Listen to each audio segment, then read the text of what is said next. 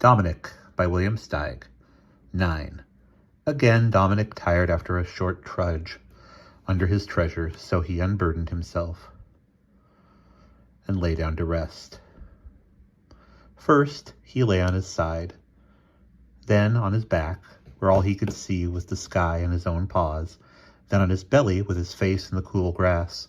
In a moment he was all astonished eyes and perked up ears. A stone right in front of him had put out a head. Dominic pulled himself together. "Good day to you, sir," he said respectfully. "Good day," said the turtle. "That's some heap of appurtenances you've got there." Dominic rolled over on his back and put his paws behind his head. He said, "I'll bet you can't guess what's in those chests." "Your things," said the turtle. "Yes, they're my things all right," said Dominic, "but what are they?" "Clothes, pots, dishes, bric-a-brac, stuff like that." "Guess again." "Merchandise to sell at the market," said the turtle. "Picture hooks, carpet tacks, embroidery frames, and darning needles." "Nope," said Dominic, smiling. "Guess again." "The tools of your trade," said the turtle. "Brushes and pots if you're a painter. Hammers, nails, pliers, screwdrivers if you're a carpenter." "Guess once more," said Dominic. "I know," said the turtle, laughing. "You're the Sultan of Shazam, the richest sovereign in the universe, and those chests are crammed to the brim with gold and diamonds." It was Dominic's turn to laugh. He flung open both chests, and the turtle, expecting to see something commonplace, or perhaps just a little out of the ordinary, almost flipped over backward. Now realizing how wrong he had been when he thought he was right, and how right he had been when he thought he was wrong, he really rocked with laughter, shaking inside his shell, while Dominic stood there with a look of pride and satisfaction, his seaman's hat tilted over one ear. "Heavens, however did you come by all this?" the turtle finally asked. Dominic sat down, sighed, and told the whole story, including the episodes involving the Doomsday Gang. "I know them," said the turtle. "Everybody hereabouts knows them. But they're no problem for me. They turn up, I go into my shell. They can rap on it all they want. I don't pay attention. Flip me over, I just lie on my back. After a while, they get fed up with nothing happening and leave. Sooner or later, help comes along and I get straightened out and go on about my business. Too bad you don't have a shell like me." Dominic didn't understand the turtle's point of view. If he had a shell, he wouldn't hide in it. Whenever there was trouble, his philosophy was to go right out and meet it at least halfway. And he was surprised that anyone should react otherwise. He decided to introduce himself. "My name is Dominic. What's yours?" "Lemuel Wallaby. Funny name for a turtle, isn't it? It goes back in my family many generations. And each generation is 100 years. "How old are you?" asked Dominic. 258. "Wow," said Dominic. Wow. That's pretty old." "Not for a turtle." The truth is that Lemuel was only 158.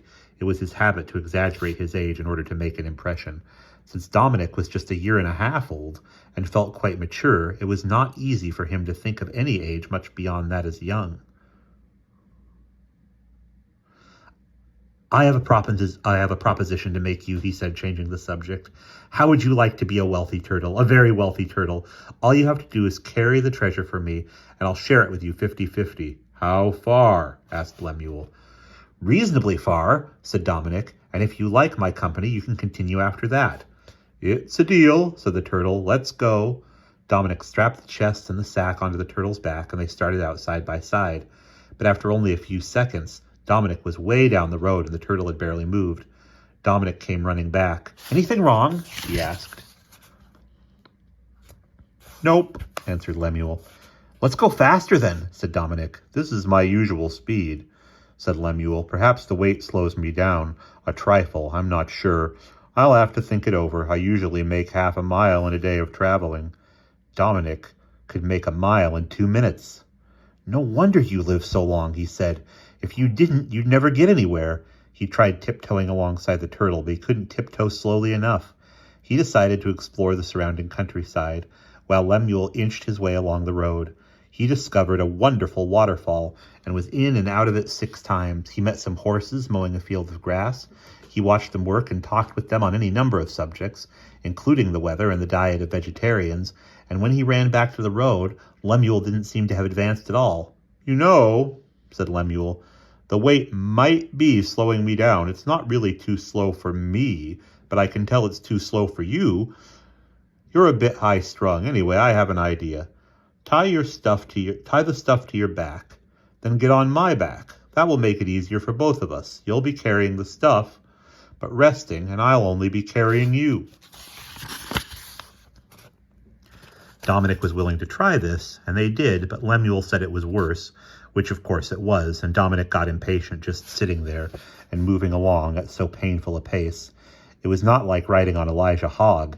It exasperated him, threatened to sour his good humor. He finally blurted out, "I can't stand this, Lemuel. I know you're a fine young athletic turtle. Perhaps you're the fastest turtle in this part of the world, but your pace is killing me. The whole arrangement isn't working out as I expected. Do you mind if we undo our agreement?" Lemuel didn't mind, because he wasn't too crazy about walking, especially with a heavy load on his back. Sometimes he spent entire days just standing in one place, not even thinking about anything, not even wondering, just being there. Dominic gave Lemuel a few gold pieces and a ruby ring, which the turtle stashed away somewhere inside his shell. Then he kissed Lemuel goodbye on the top of his bony head, shouldered his load, and streaked off. He felt frantic with freedom after the turtle's impossible slowness. The weight seemed like nothing, a pack of fluff, sacks of air. After a while, of course, he felt the heaviness again, and that night he slept like a log, a soft, sighing log. And that's the end of chapter 9.